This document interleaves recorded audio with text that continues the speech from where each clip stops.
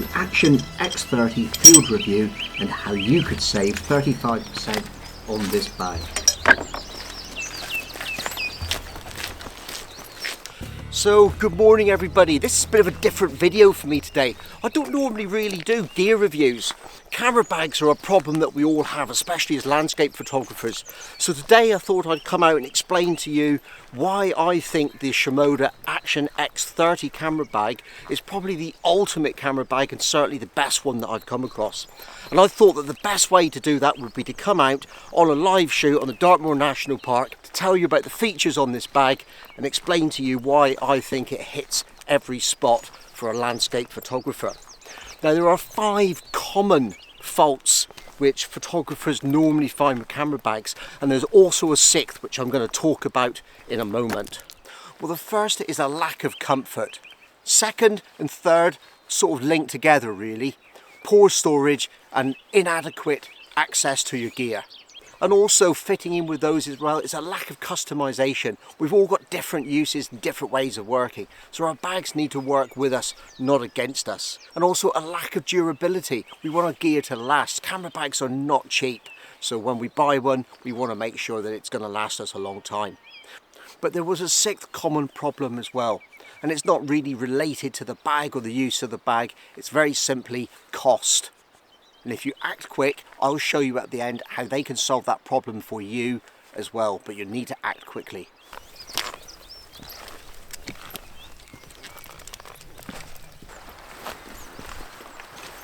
The first problem which I raise that photographers normally raise with their camera bags is one of comfort.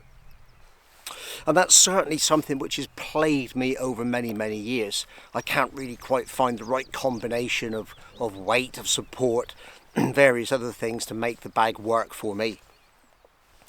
Quite often you'll find that a camera bag is great for storage, but maybe it comes with a weak hip belt, or it's quite rigid, it doesn't flex, doesn't move very well with your body and just feels a little bit cumbersome and awkward. Sometimes it hangs off the back too much and the back length isn't right and things just don't work very well. I've experienced all of these things with a range of camera bags that I had.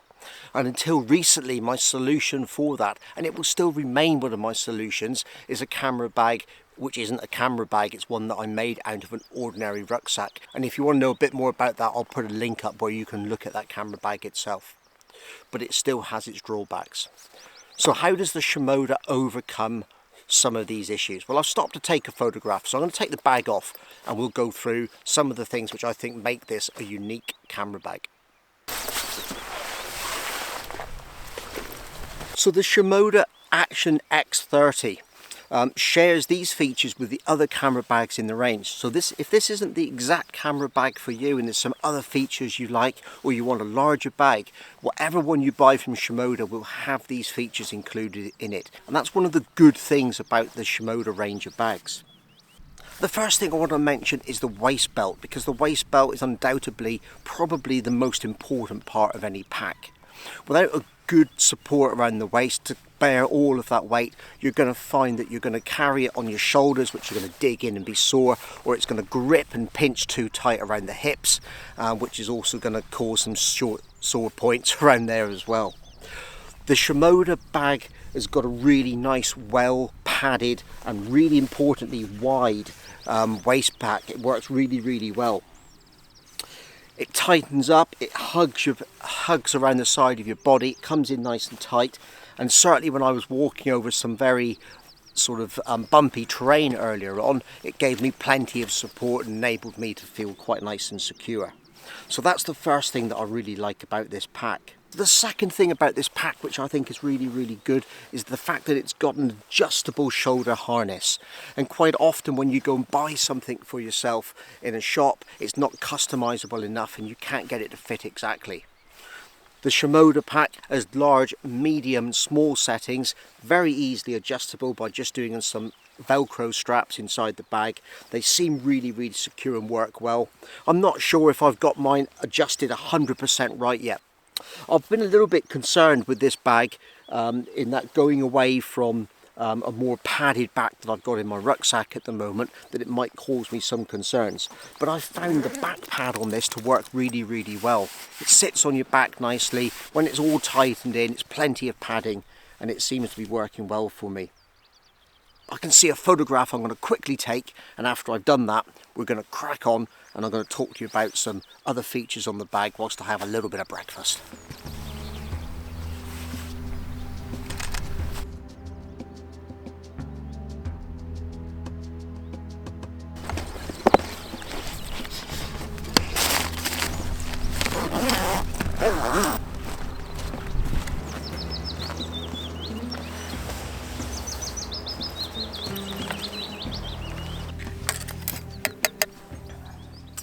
I decided to stop and have a bit of breakfast because actually that fits in really well with the next bit that I want to talk about. When I was looking for a camera bag a few months ago, the Shimoda X30 wasn't on my list, and the reason was because I believed it to be far too expensive. But I'm going to share how I actually managed to get this with well over £100 off. Now, when I went and started researching bags I could buy, I was looking at smaller bags, but they were backpacking bags, and the reason for that was because many of the camera bags around that were within my price range did not enable me to carry all the outdoor gear that I need. When I go out on a landscape photography shoot, I'm normally out for several hours, sometimes in bad weather, and I need somewhere to keep waterproofs. And on the Shimoda X30, I normally keep this coat down in the front pocket of the bag, which works really, really well for me. But I also want to be able to make some warm food, whether it's just some porridge and some coffee, or I want to cook something up on the primer stove. And the roll top bag on the X30 allows me the best of both worlds. Open fully up, I can get additional fleeces in there, bottles of water, food, primer stove, everything I need for a day out on the hills. The Shimoda X30 has got a great set of pockets on the shoulder straps. There's room in there to keep a mobile phone in one of the pockets, and in the other one I can get a drinking bottle in there. I don't like using hydration units, but I do want to have access to a drink of water in the summer or something warm in the winter, and I can carry that in that shoulder pocket, so that's really good. The other thing I liked about it, I was able to attach this small low pro bag to the strap so that I can carry my video camera close to hand. Carrying tripods is an essential thing for a camera bag if you're going to use it for landscape photography. And the Shimoda Action X30 system allows you to carry the bag and to carry your tripod on either the left hand side or the right hand side of the bag. Now I use a three-legged thing, Winston Pro 2, which is about a 2 kilogram with the ball head on there. It's not a particularly heavy tripod, and I have done a review of this tripod as well, so if you want to check that video out, I'll put a link up to it at the top so you can review that, and I'll put it in the comments at the end. The tripod sits nicely in a couple of pockets either side of the bag if you want to use that. There's like a rubberized stretchy strap at the bottom which holds it nice and tight, and then you can use the compression straps halfway up the tripod just to hold it in together. So when you open up the back of the bag, it's a clamshell back on the bag. The reason I want a rear opening bag is so that when I put the bag down on the ground to open it up, I don't want to be putting all the dirt back on my back again as soon as I pick the camera up. So opening up this bag, I've left the protective cover around the ICU, internal camera unit, but you can take it off.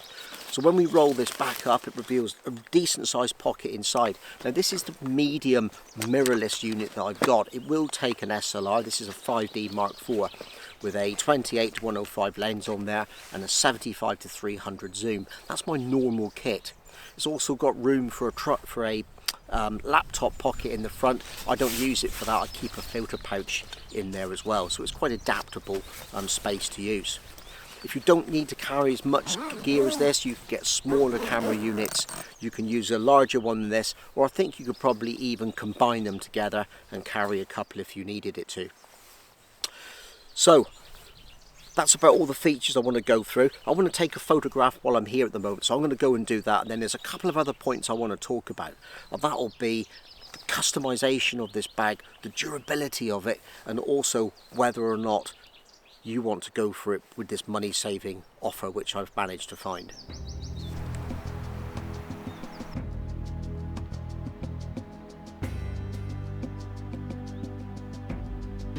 Let's talk about the fourth most common thing that photographers complained about with camera bags. And that was lack of customization. Now, we've briefly talked about the ICUs inside the bag and how you can carry the tripod, and these are standard features on the bag which allow you to decide how you want to use the standard product. But Shimoda have gone a step further. You're also able to purchase different size ICUs to fit in the full range of bags. They've got different types of dividers with pockets on them so you can keep small items nice and secure. And there's also a range of different wraps and pouches. Some I've looked at look really, really good, and I'm probably going to get some for myself to use with my setup. But the bag itself has also got various different lashing points on it. You know, the waist belt is really good. It would easily support some additional waist packs and things to be slung on there as well. Something else as well, when you buy into the Shimoda bag, you're also buying a part of a system. It's not just the one bag. You can also combine ICUs together. You could have two small, a medium and a large inside the same pack, which will allow you adaptable spaces inside and how you camera your gear. And of course, once you've purchased the ICU, which is fairly expensive, those ICUs will also work with the X50 and the X70. So if you wanted to go for a longer hike or carry more gear, you could have a number of ICUs, a number of different bags, and swap out the various pouches and features that you want, just like you would with your camera system. And when you think about that and the customization of it, and where you would traditionally have maybe 2 or 3 different camera bags for different reasons, then it becomes slightly more affordable. So the fifth thing that photographers talked about when they were considering whether or not their camera bags were fit for purpose, so to speak, was durability. We really do abuse our camera bags. We take them out in all kinds of different weather conditions, all kinds of different environments. They go to the beach, they go mountains, they go to the moorland, parkland, whatever it may be, sporting events, you name it, they have to deal with it. I've had some camera bags in the past which have started to show some signs of wear and tear over time, and I think this bag is going to probably outlast most of them. The fixings do seem to be really, really good. It's got YKK buckles on it, which are a real good, well-known brand. The zips as well appear to be very good and sturdy, work really, really well. The material which the bag is made from seems to be quite robust. I think it's going to stay really, really waterproof. You can buy a waterproof cover to go over the bag as well to give it even more protection. There is a sixth problem with camera bags and camera gear in general. It's very expensive, and it's true of this bag as well. But if you want a bag of this quality, you need to pay out the money for it. But I managed to save £120 of this pack. At the time of producing this video, there's 25% off at Shimoda and another 10% off if you subscribe to their newsletter. So please go to the link in this video and follow it to the Shimoda website. I hope you found this video useful, and even if this doesn't work out to be the bag for you, it gives you some more things to think about. If you did enjoy the video, please give it a thumbs up, subscribe to my channel, and I'll see you in the next video. Bye for now.